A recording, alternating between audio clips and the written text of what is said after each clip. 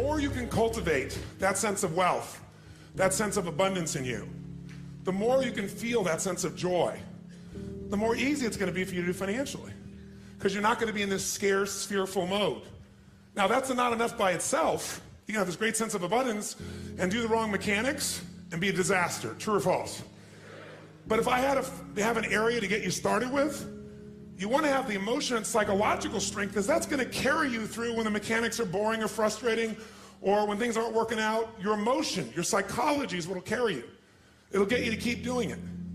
Everyone knows, if you've done any studies, Dr. Seligman is very famous for doing studies on optimism. And in those studies, you know what he found out? People that are pessimists are much more realistic. They're much more accurate.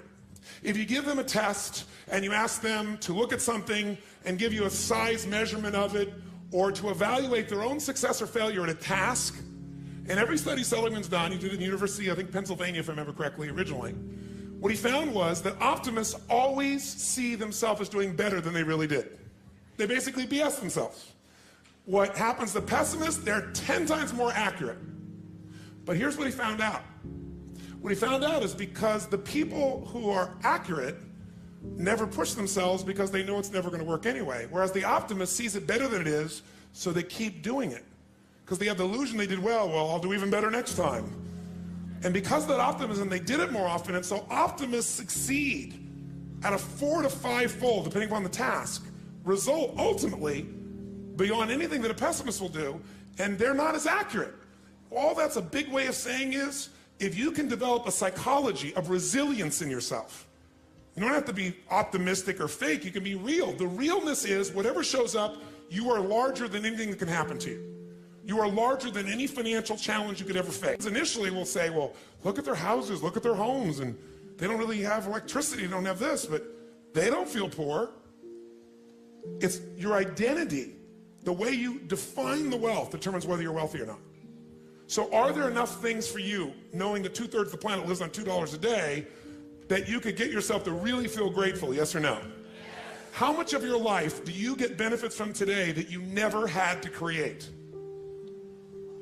Think about it. Like I said, the roads you ride on, the library, the books you didn't have to write, right? The internet that you can access in seconds and get answers to just about anything. The people in your life that you didn't have to raise, but are there for you. Think about all the different aspects of your life. If you want to be wealthy, all you have to do is associate. So before we do the financial part, because financial independence is different than wealth. Wealth is that state of mind. Financial independence is being in that position where you don't ever have to work again. That if you work, you do it because you really want to. Now, I'll give you a clue. If you get financially independent and you don't work, you'll be miserable. I can't tell you how many friends I have that sold their company, made $50 million. One man made almost $1 billion and was really excited for a while. But after a while, it was like bored. His vehicle of his business gave him a sense of contribution, and he was always growing, figuring out how to solve problems, and he had all the people he was connected to in the business, all the employees and friends and associates. So I want to tell you, I'm not just saying this as some little positive thinking technique. I'm telling you, this is the secret, the real secret, to shift it inside of you and to add the real value. Most people are trying to pursue something in the future that they already have. I want you to think of what it is you think you want that will make you wealthy or financially free. By defining the game in a winnable way. A certain amount of money that we meet, and that covers what we're going to call financial security, which might be your housing, your cars, your food, and basic entertainment. How many would feel rich if you didn't have to work, if your investments alone, the income from your investments, the income, covered those 4 items: your housing for the rest of your life, your food, right, your travel, and some entertainment? How many think that would feel pretty good? Say aye. And by the way, that number is way smaller than what most of you think of when you think about being financially independent, which is everything covered without working. So why not get the first one down pat?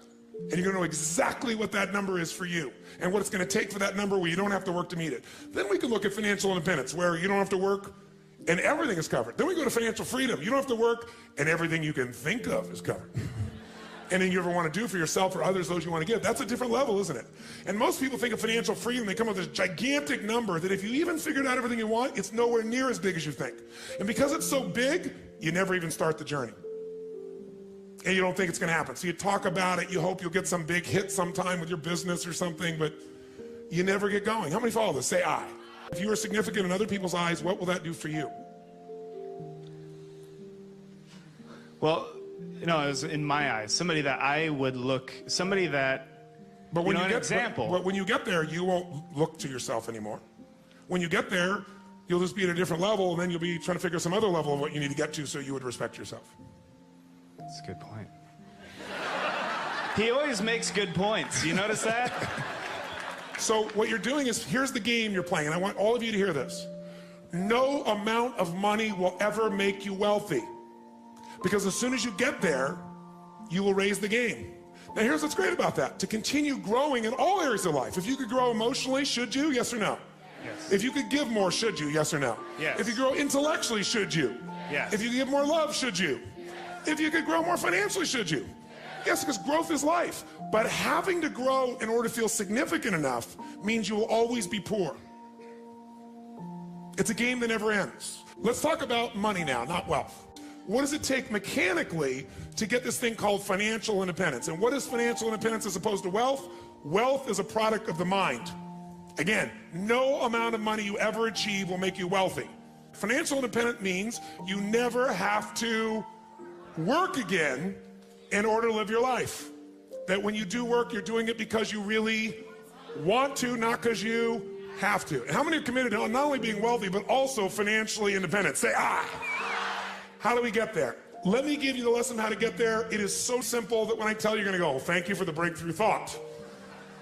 But even though you may know this intellectually, whether you're sophisticated or not, you probably know this. The formula for financial independence is so simple. And you can't achieve financial abundance unless you really learn to apply this, not just in a concept in your head, but consistently in your life. And that formula is simple. Spend less than you what? You go, thank you for the breakthrough thought, Tony. But is this what most people do? Yes or no? No. What do most people spend? More than they earn. There's no way around this. No matter how much money you have, if you spend more than you earn, you got a challenge. So there's no way to be financially free, financially independent without spending less than you earn. And what do you got to do with what you don't spend? You got to invest the difference. Because what I want to show you right now is how do you build what everybody should own. Every one of you should leave here with your own personal money machine. You want to create a money machine. A machine that while you're sleeping is making you money, right? So you're no longer trading the most valuable resource you have in life, your time, for money. You want to trade money for money. You want money to go to work. You want to put that money to work for you so while you're sleeping it's making a difference. You want to create a machine. And that machine you want to create is something that you want to be able to feed you at some stage where you don't have to work. That's what the money machine is. The second secret to this is you got to reinvest. How many of you have ever made a big hit in your investments and went, oh my God, that's so cool, and took the money and spent it on something? Raise your hand, say I. Come on, say I. I know you all, anybody who's invested has done this. If you got a big hit, you go, oh, this is it. Nothing wrong with that, but you got to make sure a significant amount of that, you reinvest your returns so you get compounded what? Compounded growth is the most basic principle in the world. We all know it intellectually. But are you emotionally associated enough that you're really utilizing it to its maximum capability? If you don't, you're not going to get financially free. You will never get financially independent by your earnings alone. Every one of you in this room is going to lose money.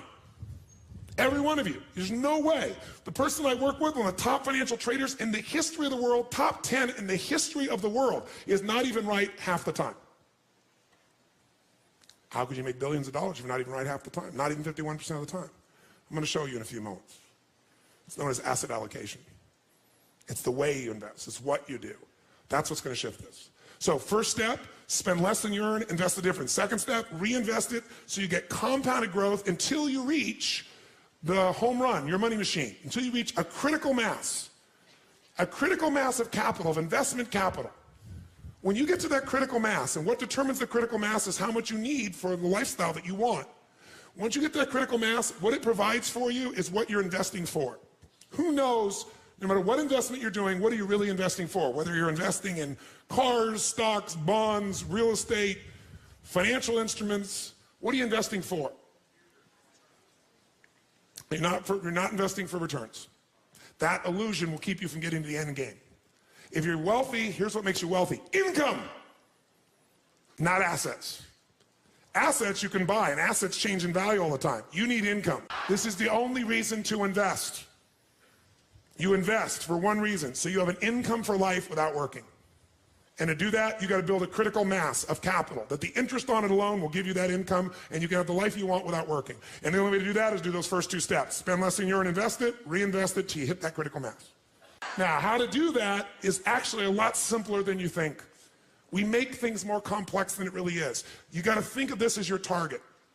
In order to achieve what you want, will you have a money machine? Here's what you must do. You must pick out a minimum financial goal for yourself. Even to achieve your minimum financial goal, you got to pick out a specific amount of money that you're going to invest every month, every year, no matter what. A specific percentage of your income. If you don't do that, forget the rest of this course. It's a waste of your time. Because you'll go make a bunch of money, but you won't be practicing the fundamentals, and eventually you'll make a mistake and you'll lose it. Let me tell you another secret to life. If you do the right thing at the wrong time, you get pain. If you plant in the winter, I don't care how hard you work. I don't care if you work day and night and you work to the bone and you plant your seeds in the middle of the winter. What's going to happen when fall comes? Are you going to be rewarded, yes or no? No.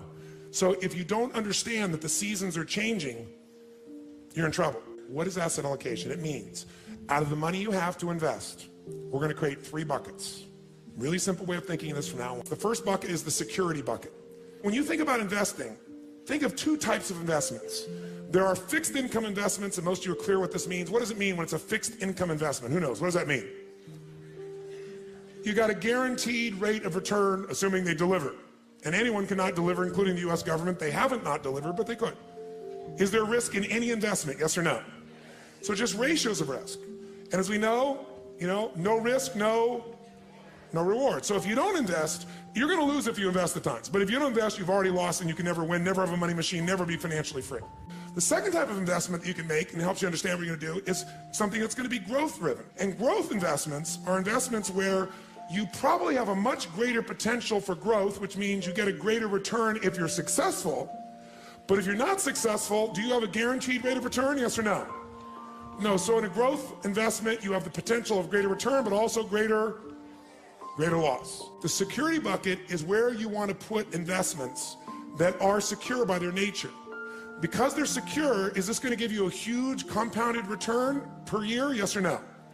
But can it give you a huge compounded return even if the number is small if you do it long enough, yes or no? So what we want to do is your first investments have to be in your security bucket, and everybody wants to do the opposite. Okay. The question then becomes what percentage you put in your security bucket, what goes in there? Well, here's some things that go in there. If you don't have at least 2 to 6 months worth of cash that covers your overhead, you're in deep trouble.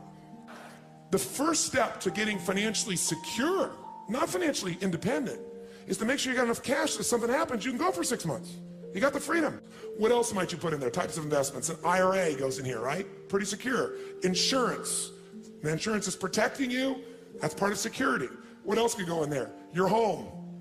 Don't think of your home as an investment, because for most of you, you're eventually not going to sell that home and eat it.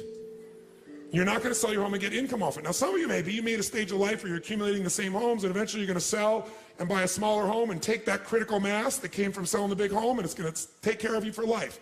If you're doing that, great. But the place to think about your home in terms of leverage, put it in your security bucket. How many agree with me on this, by the way? Say aye.